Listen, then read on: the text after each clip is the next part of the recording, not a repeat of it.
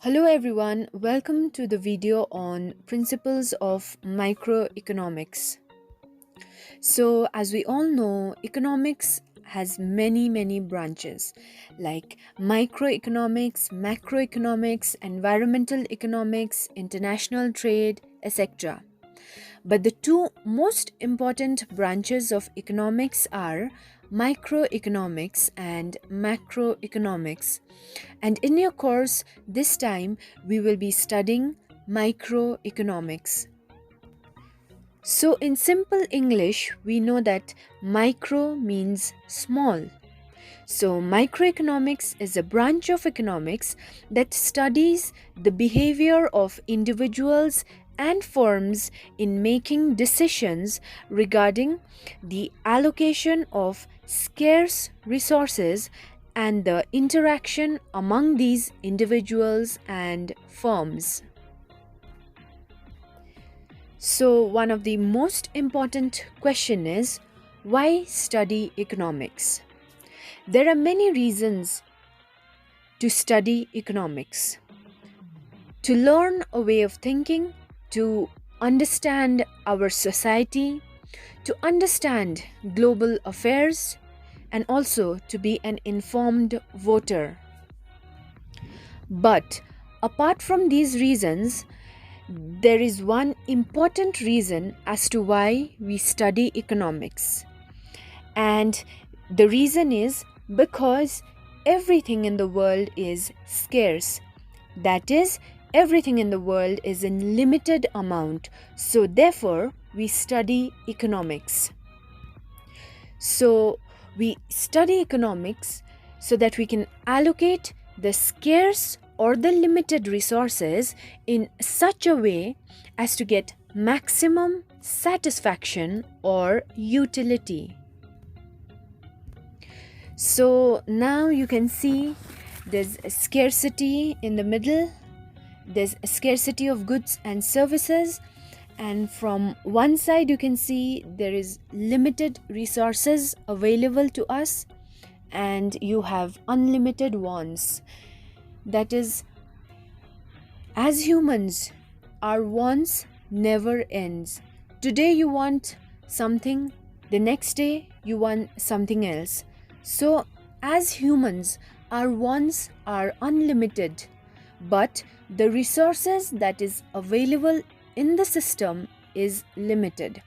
So, therefore, there arises the problem of scarcity of goods as well as services. So, how does a society deal with scarcity of limited resources? We can actually improve the use of available resources. That is, whatever is available, make the full use and the best use of it. And the other thing that we can do is we can reduce our wants. As humans, our wants are unlimited, but if we just reduce our wants, then naturally we may be able to remove this problem of scarcity that is in the society. And the third thing is economic growth. Because if a country grows, then naturally scarcity will vanish soon and the demands of people will be met. And the last row you can see is of how we can improve the use of the available resources. So, the first thing is allocative efficiency. This means we have to allocate the resources in an efficient manner. Number two is productive efficiency. Number three is equity, that is, equality. It should be available equally to all and to everyone. And number four is full employment. If people gets full employment, then naturally the scarcity of goods as well as services will vanish, because people, if they are employed, will be able to produce goods as well as services. Now you can see in the figure what is scarcity. Like, we have limited resources and time. in the left hand side, so land, labor, capital, entrepreneurs, everything is scarce. And time that we have on this planet is also limited, right? But on the right hand side, you can see unlimited human wants.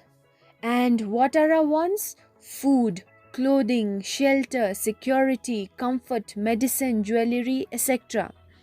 So these are unlimited human wants, and on the other side, there are only limited resources to satisfy our unlimited wants. Now you can see in the image, land is scarce. So you can see petroleum, coal, natural gases, everything is scarce in the nature. So our main target is to bring a balance between unlimited wants and needs and limited scarce resources. The economic problem is to match limited resources to unlimited wants and needs. Now you can see in the flowchart we have unlimited needs and wants that leads to the problem of scarcity, and from the right side limited resources that also leads to the problem of scarcity. So now, in order to solve the problem of scarcity, we have to answer 3 economic questions: what to produce, how to produce, for whom to produce. So now let us talk in the context of India. And the first question is what to produce. So does India want to produce a laptop or an apple or an orange or a mixer grinder or an oven or a TV or rice? So that's the first question, what to produce. The second question is how to produce. So how will India produce a refrigerator? Will they use men, that is, will they use labor to produce this refrigerator, or will they use machine? So the second question is how to produce. Will that be produced in a form with labor intensive technology or capital intensive technology? So the third question then is for whom to produce. Like we are producing a refrigerator, a fridge. Is the fridge for people living in Darjeeling Hills, or is it for people living in the plains? For whom to produce? That's the third question. So these 3 questions are solved by centrally planned government, or it is solved by free enterprise, that is private owners, private enterprises, or these 3 questions are solved in a mixed economy, that is where the government as well as free enterprises have equal role to play. So now you can see some of the important concepts of microeconomics. These are small concepts like markets, goods, demand and supply, marginal utility, consumer demand theory, welfare economics.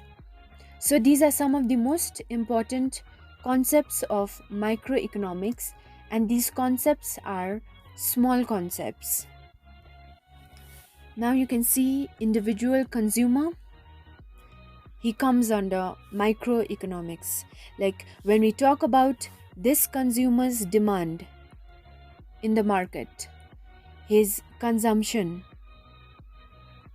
these things fall under microeconomics. Now you can see an individual family. It's micro, right? A family's income, a family's consumption, his expenditure, so his savings, all comes under microeconomics.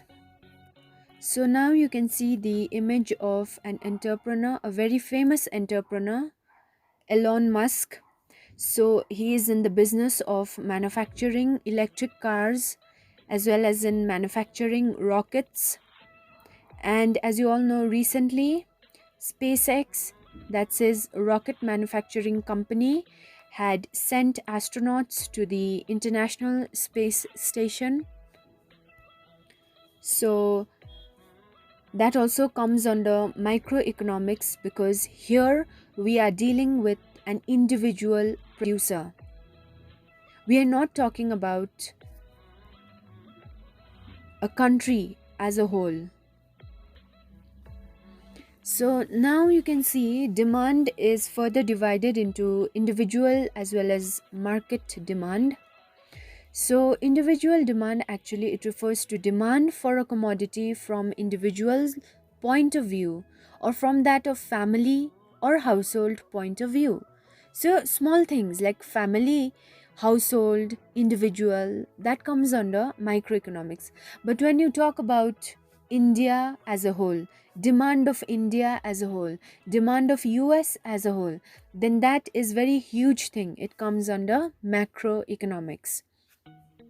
And you can also see that market demand refers to the total demand of all buyers taken together, aggregate of the quantities of a product demanded by individual buyers.